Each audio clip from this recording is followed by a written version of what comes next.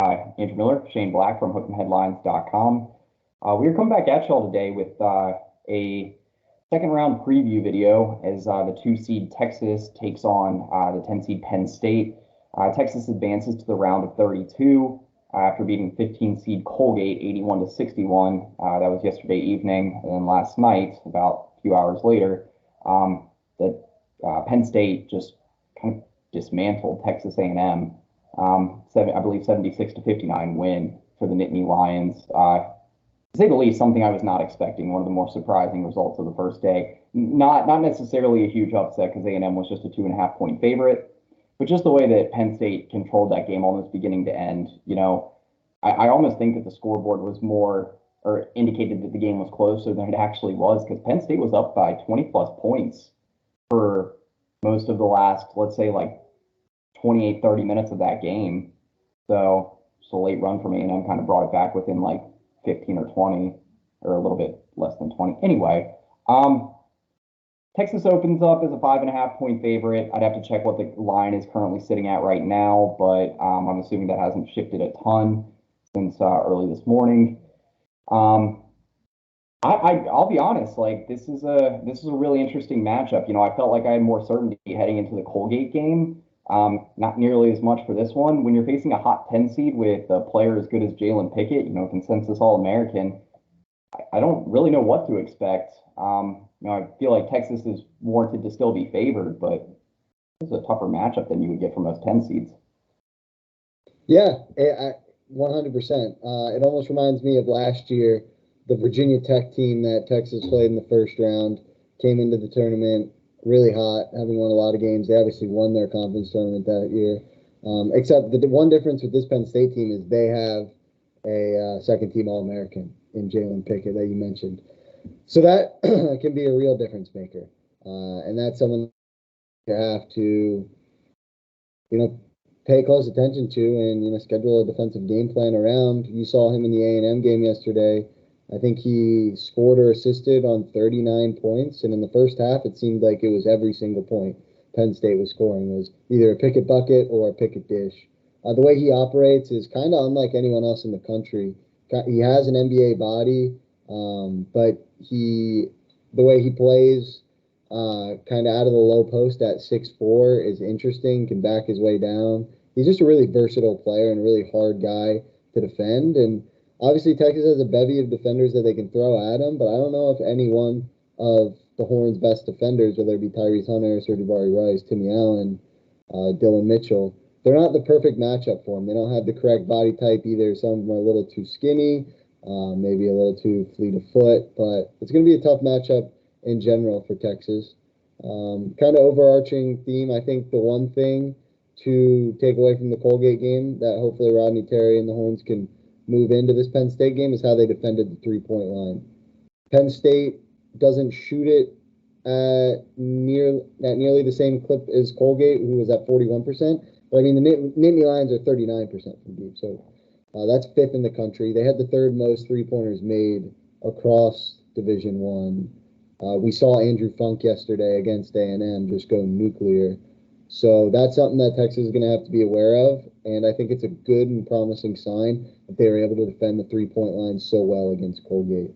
I mean, you throw in Penn State being a more athletic team, I don't suspect that they'll go as cold as the Raiders, but I think the game plans can be kind of similar, which you don't too often see in the NCAA tournament, so I think Texas would take some solace in that.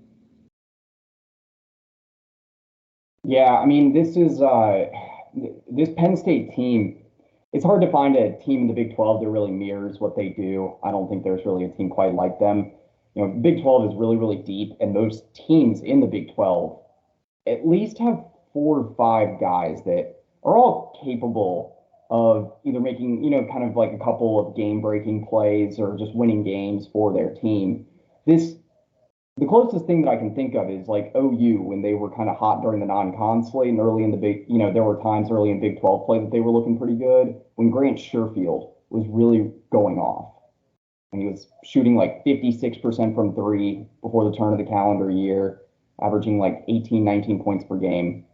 But even then, he wasn't doing as much in terms of like facilitating the offense and distributing the basketball as Pickett does. Like you mentioned, there's a multitude of ways that he can score, but to some degree, there is just this insane over-reliance that Penn State has on him.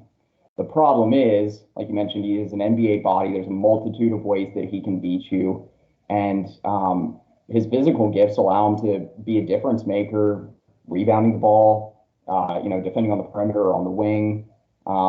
And he's able to create his own looks. He's got enough vertical ability, good enough ball handler, enough length to be able to get up over you, create his own shot. I won't spend too much time harping on Jalen Pickett because I'll say this: his stats are insane. He's like top 10 in the country in box plus minus. He has an assist percentage over 40. That's rare. I don't know if that led the country, but I know it led the Big Ten. Points produced. You'll hear a lot of stuff the announcer's saying about that. I digress on that. So, Penn State, you have to take a focus more on the entire team. It's great if you limit Jalen Pickett, but I don't know if you remember a few shows ago where I was talking about I didn't like kind of that strategy that Rodney Terry was taking at times this season of trying to shut off teams' best players. For Kansas, it was Jalen Wilson and Grady Dick. When we did that, we lost by 8. When you took more of just a team-centric approach, just to trying to limit what Kansas could do across the board, you win by a combined 3 points over the course of 2 games. Texas is good enough to defend Penn State. There's no doubt in my mind about that. For Penn State, the things you have to focus on are usually things that Texas does pretty well. Penn State will demolish you if they can move the ball around freely without turning the ball over too much. I pulled up something here. Yeah, so there's 14 games this season where Penn State has registered a dozen or fewer assists as a team. And in those 14 games, they are 6, what do we got here? Yeah, 6-8 with 1 win coming in overtime. So, the rest of the season, what are they, 23-13? So that would put them at 5 losses. Yeah, like 18-5, something like that. That's a stark contrast just by assist tallies. So there's a similar trend when you start looking at net turnovers. So, I think for Texas, again, just take that team first approach to preparing for this Penn State squad. They are a solid 3-point shooting team. You still got to get in their face, contest every shot that you can. I don't think Texas really needs to make many adjustments in regard to defending the 3-point line. They just did insanely well against Kansas, TCU, and Colgate in their last 3 games. I mentioned in the recap video I did last night that thanks YouTube and Viacom has since been removed, even though it wasn't monetized, that Colgate shot 3 of 15 from 3. That is their worst performance from deep as a team since January of 2022. So Texas also had a similar showing against TCU in terms of defending the 3 ball and defending the fast break. Actually, I don't remember if that was TCU or Kansas for the 3 ball, but they've had some really nice performances defending teams from deep. So don't make many adjustments there, I don't think. Continue to close out. But also, this is the last thing I'll say from more of a team level approach before we kind of talk about matchups, specific schematics, things like that. I really think that if Texas is going to win this game, they do have to play at their own pace. They can't get into playing Penn State's game because Texas starts getting all out of sorts. Then they're going to kind of play right into the hands of Penn State. The Nittany Lions are not a very good defensive team across the board. They're in kind of middle of the pack in the country in defensive rating.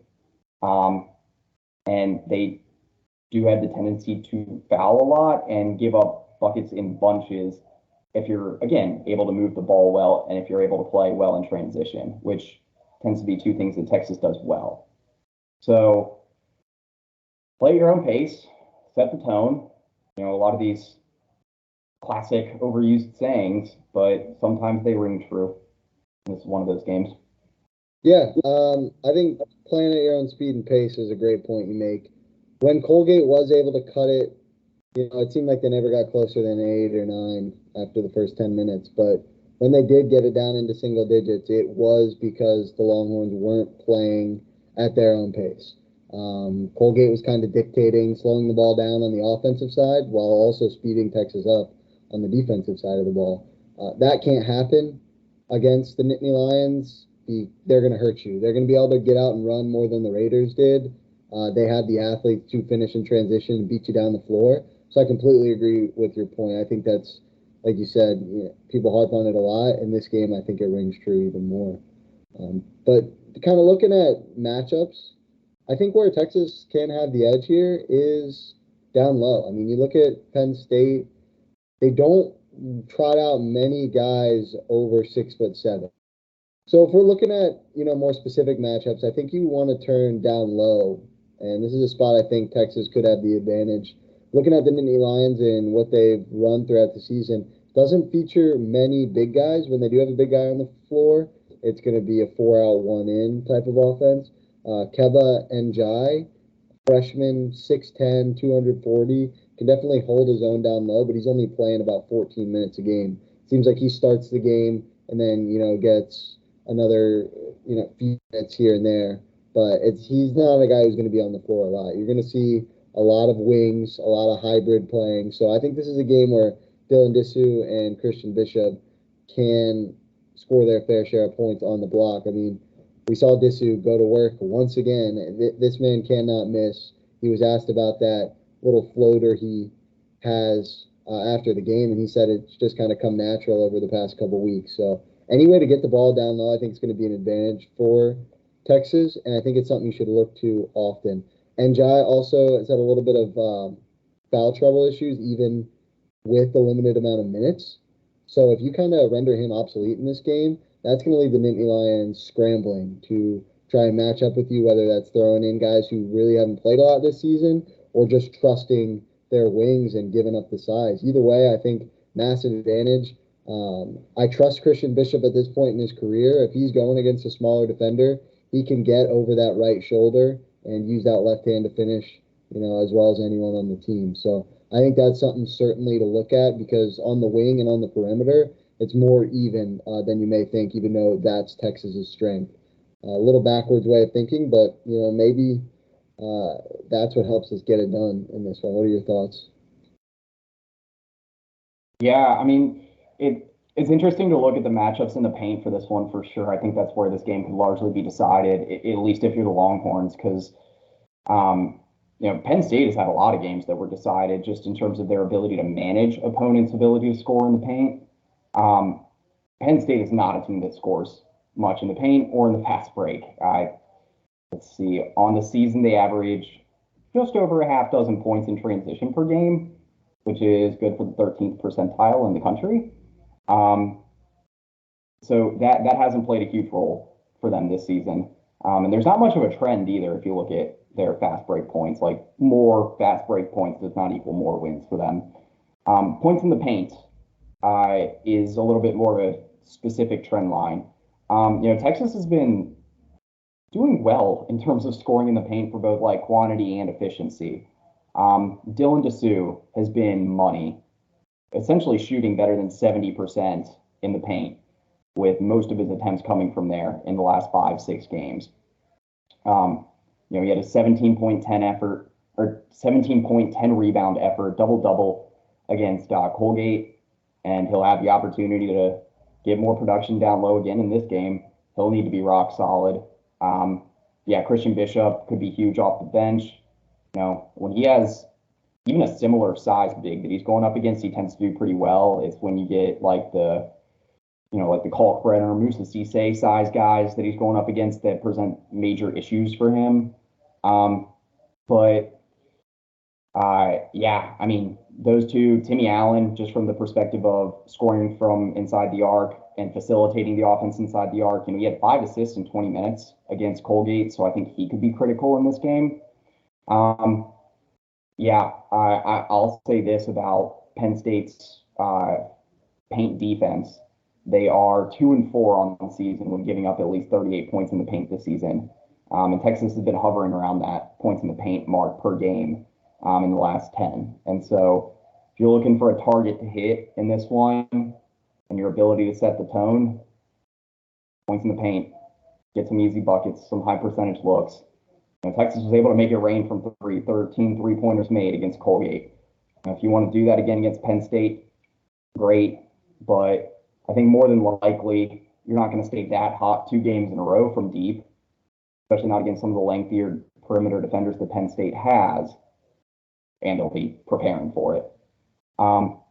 But yeah, I think that this game is time to move from the inside out to the outside in. Yeah, just looking at it right here on KenPom, I'm looking at Penn State's lineups over the past 5 games. 36% of their lineups have featured a player at 6'6", being the tallest guy on the floor, if that gives you any sense of what the Nittany Lions like to do.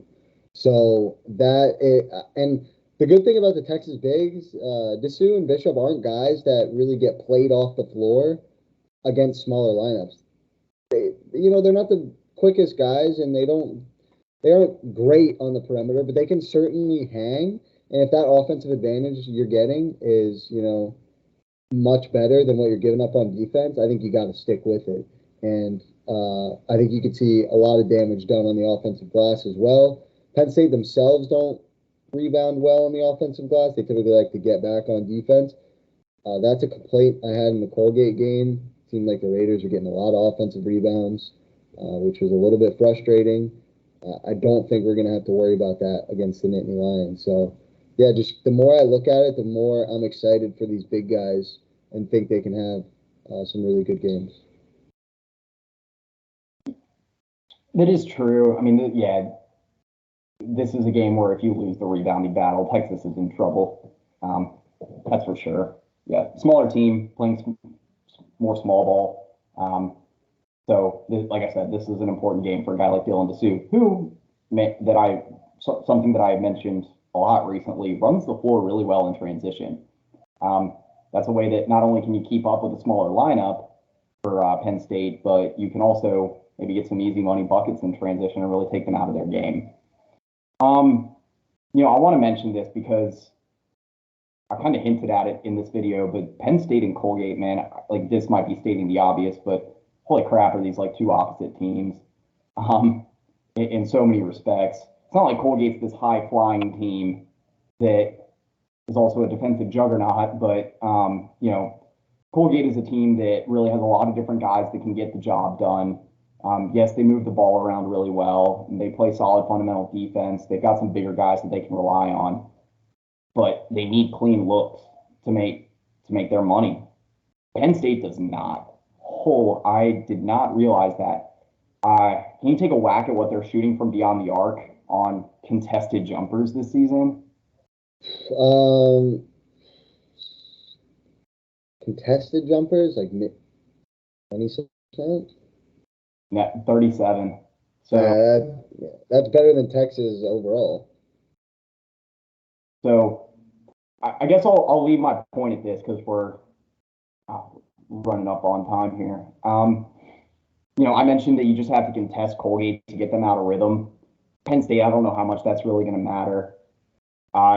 Just, contest when you can, but that's not going to be, I don't think that's going to be the difference maker in this game. I'm not saying to leave them wide open, but they're a tough shot making team. They're shooting 37% from deep on contested 3-point jumpers. They're shooting around 39% on uncontested. There's not a huge difference. So, but here's a stat that really sticks out to me that I can put an exclamation point on. When you get them out of sorts, just in general, you get them out of playing their just snails of a pace that they play at. It's like 63 possessions per game. It ranks in like the 4th percentile in the country. They play at a very slow pace. When they on early jumpers, on early shot clock jumpers, which I believe is 5 seconds or less, over the half court, they're shooting 32% from deep on the season, 34% from the field. Not very good. So I mean, yeah, you can't let them settle into their pace. I think that point I made earlier is just saying enough. So yeah, I digress on stats. Yeah, it'll be an interesting matchup. I mean, Penn State's come in, they've lost 2 games since February 14th, so one of the hotter teams in the country. It Yeah. is always kind of a yin and a yang. Like, do you want to play the team that's playing really well right now, but as a whole, their resume isn't as good, or do you want to play a team that's reeling but has a better resume, maybe like a Baylor or something like that? So I think it's going to be a tough game regardless. I do think there is the chance that the Nittany Lions, don't shoot as well, nearly as well as they did against A&M, and Texas is able to take advantage and kind of walks this to a 15-point victory. I do see sort of path in there. The one thing I will say to be careful of is Penn State takes care of the ball almost better than anyone in the country. So this is not a team like when A&M got down early by 15 and ballooned to 20 in the first half. You were like, okay, they're gonna have a really tough time getting back in this one. It's not a team you want to get down to by a lot early because they won't beat themselves. You're just going to have to go ballistic if you want to get back in that one. So hopefully Texas can set the energy and come out of here reaching their first Sweet 16 in what is it, 2012 or 2008? It's been a while. But I will say, what was that? 2008. 8. Okay. I will say I reached out to my buddy who's a Penn State alum and fan, and I was just kind of here getting the grasp of what his thoughts were, and all he really said is, yeah, I don't think Andrew Funk is going to go 8 for 10 from deep. So that doesn't ring the most confidence about Penn State. I'll leave you with that nugget. So I hope if Funk goes 8 for 10 from deep, we might be in a bit of trouble. Yeah, you're right about that. I tweeted out something earlier today. Interesting that you mentioned that. Andrew Funk, at least through the first day of action and the playing games, Andrew Funk and Serge Rice were the only 2 players in the NCAA tournament that had shot at least 70% from deep on double-digit attempts from 3. So they were both scorching hot in the first round. Let's go ahead and jump into our predictions here. Do you want to go first? Yeah. I think Texas is going to win the game. I think you never want to wish for a team to play, and I don't necessarily, think that Penn State is worse than A&M. I mean, they proved it. But I mean, they're better on Thursday. But just the whole hoopla surrounding a potential Texas A&M round of 32 game was not something I wanted to deal with. So in that sense, I'm glad that it is Penn State here on Saturday. I think it's a little bit better matchup for Texas. The Longhorns are playing loose. They have shot makers. Go Texas 74, Penn State 62. I think it's a close game throughout, and Texas gets a little late surge, maybe around the under 8, balloons it to 10, and kind of holds on there. Man, I don't. There's one thing that makes me feel uneasy about this game, and that's Texas's struggles at times to deal with a team that's very top heavy, if you will, in terms of reliance and production. Again, I mentioned OU. OU, in terms of pace and style, is one of the closer teams in the Big 12 to Penn State. Like I said, there's not many teams that are super close to them. But to the same note, it feels like most of the time this season when I've been talking about a team that, at least when you're looking at the numbers, schematics, things like that, when there's a pretty clear roadmap to beating them, I feel like Rodney Terry and his staff have done really well to make the necessary adjustments and get the job done. In that sense, if I'm trusting Rodney Terry, I can see a 5 or a 10-point victory. If Texas comes out like they did against like Iowa State or Kansas State earlier, and Iowa State on the road or Kansas State earlier in the season, where they struggled mightily to deal with 1 or 2 like good players and ended up losing, I believe both times by double digits, then this game is going to be a rough one. There's a Jekyll and Hyde for Texas that I see here. And I'm going to meet it somewhere in the middle, and I'll say Texas wins 70-67. I think it's going to be a slower paced game either way, more than likely. But if it's not, that means that Texas probably wins. Probably. They are the team that plays at the faster pace. Anyway, yeah, it's about all I have. I think a few of the key points here. I'm sure if there's Penn State fans watching this, that usually I dig into a ton of detail about opposing teams, but I haven't had a ton of time to study. So if you want to see more about your team, Penn State, I'm having an article coming up later today that's 3 biggest threats that Penn State poses to Texas. So stay tuned for that. Anyway, you got anything else for this? No, just exciting. I mean, Texas, I know they're a 2 seed and they're supposed to be here, but being one of the final 32 teams in the dance, hopefully we can make that 16 and just keep it going because, like you mentioned, 2008, last time you reached the Sweet 16, so these have been a little few and far between in Austin. So let's enjoy it while we can. Yeah, and on paper, it looks like a pretty clear path if they can get through this one. And just because of this one, I mean, there's a lot more difficult matchups on paper that Texas could have ended up with here, I think, in terms of facing a 7 or a 10 seed. Yeah, I'm excited for tomorrow. We got Texas women's hoops too tomorrow facing East Carolina, so plenty of tournament action for Longhorns across both basketball programs. But yeah, for Andrew Miller, Shane Black at OpenHeadlines.com, that's pretty much it. Welcome.